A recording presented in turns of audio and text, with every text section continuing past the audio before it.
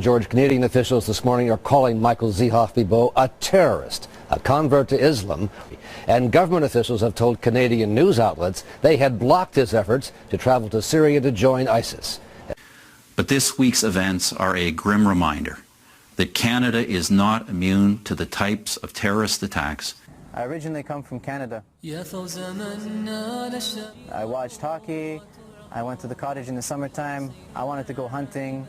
Then, alhamdulillah, Allah subhanahu wa ta'ala guided me from the darkness of kufr to the light of iman, to Islam. I had money, I had a family, I had good friends. It wasn't like I was some anarchist or somebody who just wants to destroy the world and kill everybody.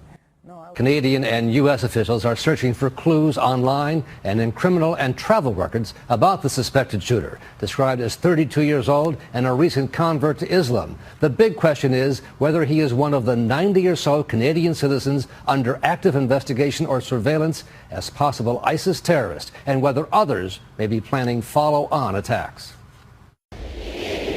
Just 2 days ago, one of those 90 Canadians who boasted of his ties to ISIS and had had his passport revoked was shot dead in Quebec after he used his car to run down 2 Canadian soldiers in uniform, killing one of them. What took place yesterday is clearly linked to terrorist ideology. Authorities say so many Canadians have gone to Syria to join ISIS that they have even created their own recruitment videos with iconic Canadian scenes. Before Islam, I was like any other regular Canadian.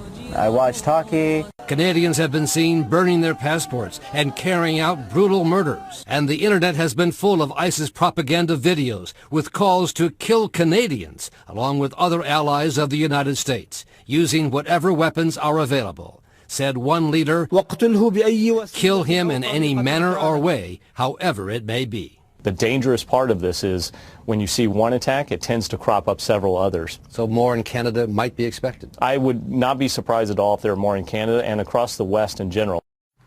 You reported late today that the FBI had a warning days ago saying perhaps ISIS had given specific instructions. This came out on October 11th, and listen to this. They said an ISIS audio recording urged sympathizers to target police, soldiers, and intelligence officers. It's the homegrown extremists. An Ottawa man became a convicted terrorist today after a surprise move in court. Hiva Alizadeh switched his plea on terror charges to guilty, confirming his twisted plan to launch an attack in this country. Plans the RCMP caught on tape. Tonight, Alizadeh's chilling and unequivocal words have been made public. CTV's Katie Simpson was in the courtroom today.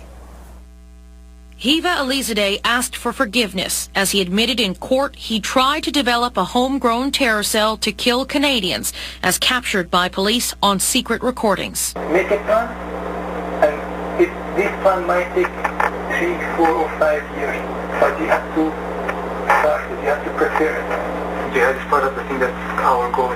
Alizadeh was plotting attacks inside this Ottawa home that was raided by the RCMP in 2010. Making a bomb is really super. It's easy, but you have to have the skill, and it's going to take you one honestly, it's going to take you 1 week to learn it. 2 other men were arrested in the case called Project Samosa. One was acquitted last month. The other found guilty on 2 charges and is awaiting sentencing. Alizadeh was given 24 years, and with credit for time served, he'll spend up to 18 more years in prison. Alizadeh came to Canada as a refugee from Iran in 2002, but it was here he became radicalized.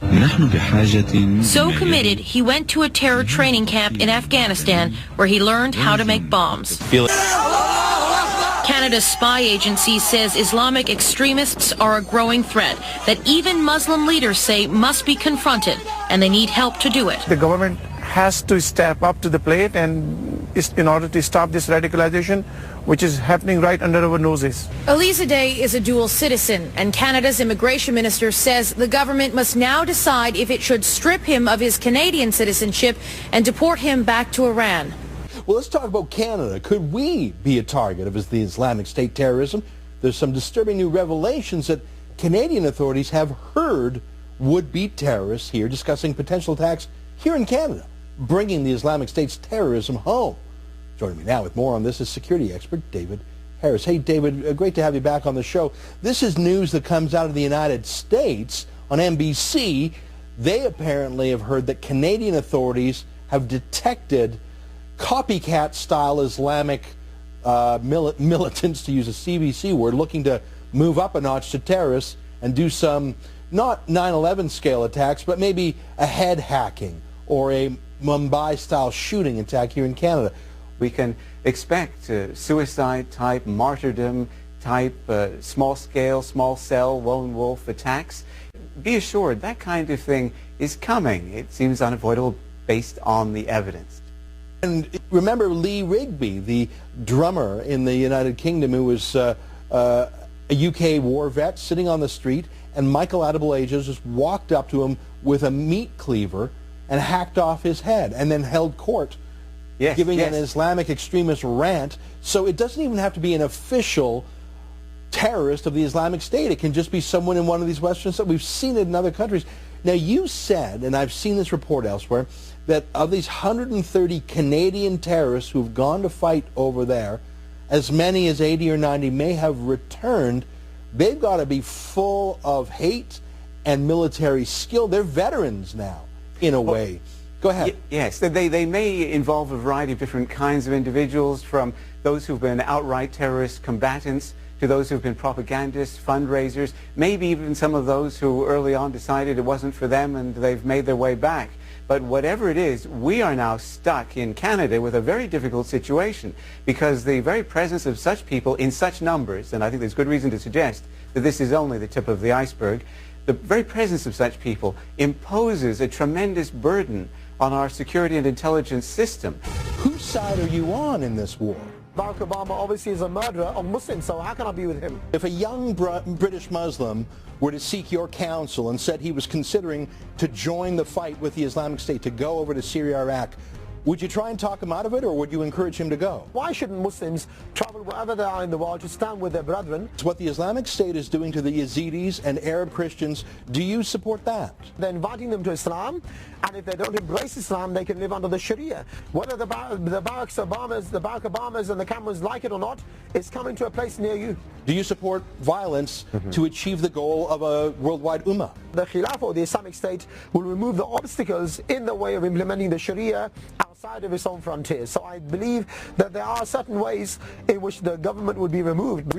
Brutal, bloodthirsty, and beyond barbaric, the Islamic State in Iraq and Syria presents a threat that is so severe and so frightening that if it weren't real life, you'd think it were a nightmare. It's an acronym that has become synonymous with all things evil. You've seen the videos, innocent men beheaded, young women recounting the horrors of rape and brutal beatings. But where did these cold-blooded killers come from? And how can their name alone send chills down our spines? In just a few months, we've watched as the Islamic State has morphed into the most dangerous jihadist organization in the world. Nobody is safe. ISIS is not only a terror threat in the Middle East, but it also poses a grave danger here at home, with Canada on its lists of targets.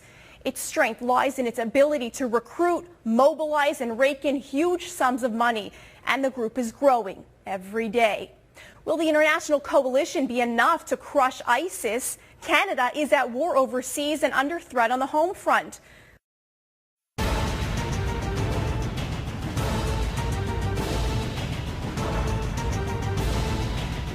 If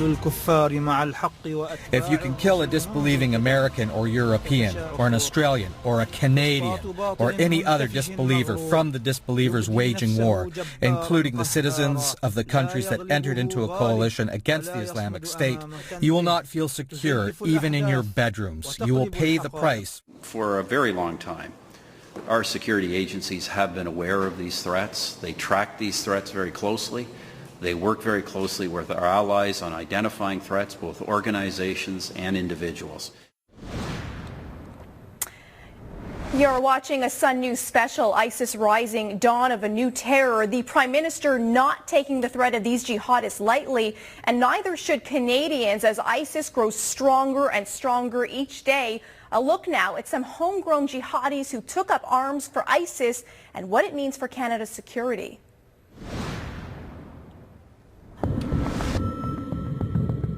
young Canadians who've joined the ranks of foreign fighters with ISIS, embracing terror and religious fanaticism. CSIS estimates at least 130 Canadians have joined terror groups overseas in recent years, dozens leaving Canada to become jihadi killers for ISIS in Syria and in Iraq. Many of them following the same pattern: troubled teens, angry young men who became radicalized after embracing extreme Islam. Farah Mohammed Sheridan of Calgary was one of them. I left comfort for one reason alone. Seen here in an ISIS video burning his passport, the 21-year-old's message is chilling. This is a message to Canada and all the American Tawagheet. We are coming and we will destroy you bidnillahi ta'ala. Before joining ISIS, Sheridan reportedly lived in the same apartment building in Calgary and was part of the same religious study group as several others who took up arms with ISIS. They include Damien Claremont, who went to Syria in 2012 and was killed there. Another, Salman Ashrafi, who left his job, his family in Calgary, and he disappeared. He was later identified as a suicide bomber in an ISIS operation in Iraq that killed 46 people last November. The Gordon brothers, Gregory and Colin, were also said to be part of that Calgary cell. They both converted to Islam and they disappeared in 2012 to become foreign jihadis for ISIS. Every person can contribute something to the Islamic State. Then there's Andre Poulain from Timmins, seen here in an ISIS video. He was reportedly killed in Syria in 2013. By then, he'd become a battle-hardened jihadi. He was a brother with excellent character. He moved during the battle. Images of the dead Canadian now being used in an ISIS video to recruit new fighters. Still another Canadian, Mohammed Mahmoud, a 20-year-old student at York University who left for Syria a few months ago. He was reportedly killed in recent fighting. Young Canadians who turned their backs on Canada and chose to take up arms with ISIS and a path to terror. Some of those paths lead them back here to Canada. In fact, CSIS says 80 Canadians who joined extremist organizations overseas are now back here in Canada and being closely monitored. But the legitimate fear is for others who may have slipped back into society undetected to plan and carry out attacks. The threat is so real, it's detailed in the latest Terrorist Threat to Canada report by the feds, which also points to the possibility that those same extremist Canadians could go on to recruit other aspiring jihadis living among us. Mubin Sheikh knows more about the threat of homegrown terror than anyone in Canada. He's a former counterterrorism operative for CSIS and was a key informant and mole who helped uncover the notorious Toronto 18 terror plot. Mubin is the author of a new book, Undercover Jihadi, and he joins me now. And it's good to have your insight. And I have to ask you right off the bat, Mubin, what would motivate a person to pack a bag, to book a flight, fly halfway across the world, and join an extremist group like ISIS? Really, it comes down to grievance-based ideology, taking foreign policy grievances and turning that into a need to step up and fight against the perceived enemy. Moral outrage is another aspect. When you see videos, when you're on a steady diet of videos that are showing Muslims being bombed, things happening here in other parts of the world, it drives an individual to want to themselves individually step up and do something. Of course, the extremist interpretation of Islam is also a key component in this regard. What makes ISIS a magnet for Canadians? The lure of ISIS is really rooted in the idea of the caliphate reestablished. The Muslim community has been primed psychologically and ideologically to anticipate, to work towards, to look forward to the reestablishment of a caliphate. And this is exactly what ISIS has claimed to have done and has deliberately put out messaging to attract individuals, to lure youth to come to the newly established Islamic utopia where you'll live happily ever after.